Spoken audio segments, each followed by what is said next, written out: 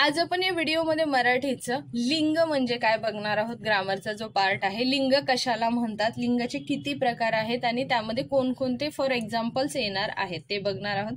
आता लिंग, ज्या नामाच्या रूपावरून पुरुष जाती किंवा स्त्री जाती किंवा दोन्हीपैकी कोणत्याच जातीचा बोध होत नाही हे कळते त्याला लिंग असे म्हणतात। आता लिंग कशाला म्हणतात, तर जे नाव सांगितलेलं आहे आपल्याला सेंटेन्स मध्ये त्याच्यावरनं आपल्याला समजतं की हे कोणाचं आहे, पुरुषाचं आहे किंवा स्त्रीचं आहे किंवा दोघांपैकी कुणाचंच नाव नाहीये, त्याला काय म्हणतात हे जेव्हा आपल्याला समजतं, बोध होणं यानी समजणं, त्याला म्हणतात लिंग। आता फॉर एक्झाम्पल ह्याच्यामध्ये काय काय येणार आहे, गाय, बैल, मुलगा, मुलगी, सिंह, मोरणी, मोर, लांडोर, कोंबडी, कोंबडा, आजी, मूल, वासरू, झाड इत्यादी।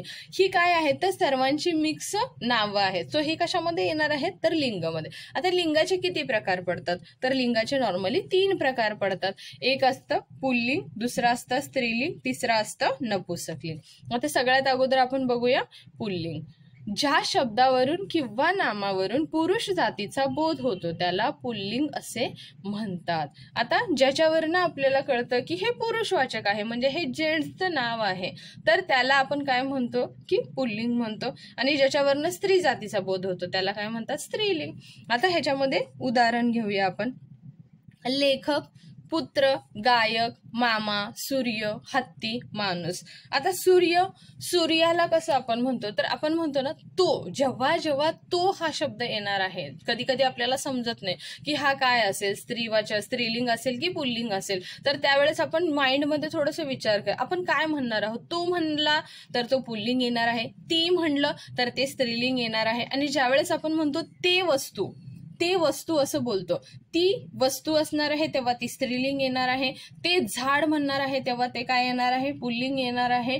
ती पाटी म्हणणार आहे त्यावेळेस ते काय येणार आहे स्त्रीलिंग येणार आहे। ती असेल तर ऑब्विसली स्त्रीलिंग येणार आहे, तो असेल तर तो पुल्लिंग येणार आहे। आणि ज्यावेळेस ते असणार आहे त्यावेळेस ते नपुंसकलिंग मध्ये येणार आहे।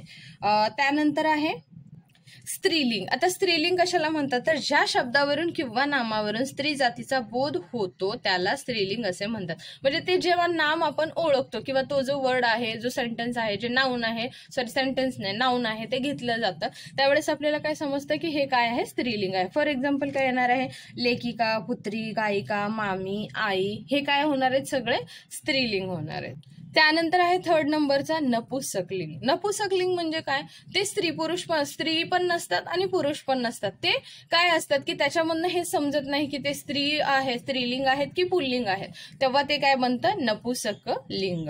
ज्या नामावरून किंवा शब्दावरून पुरुष किंवा स्त्री जाती या दोन्हीचा बोध होत नाही त्या शब्दाला नपुंसकलिंग असं म्हणतात। म्हणजे ज्याच्यावरनं काहीच कळत नाही ते स्त्रीलिंग आहे की पुल्लिंग आहे, मग ते कशामध्ये ऍड होणार आहे नपुंसकलिंग मध्ये। आता फॉर एक्झाम्पल मूल, ते एक लहान मूल आहे, जेव्हा आपण बोलणार आहोत की तो मुलगा आहे तेव्हा आपल्याला कळणार आहे की ते कशामध्ये पुल्लिंग मध्ये।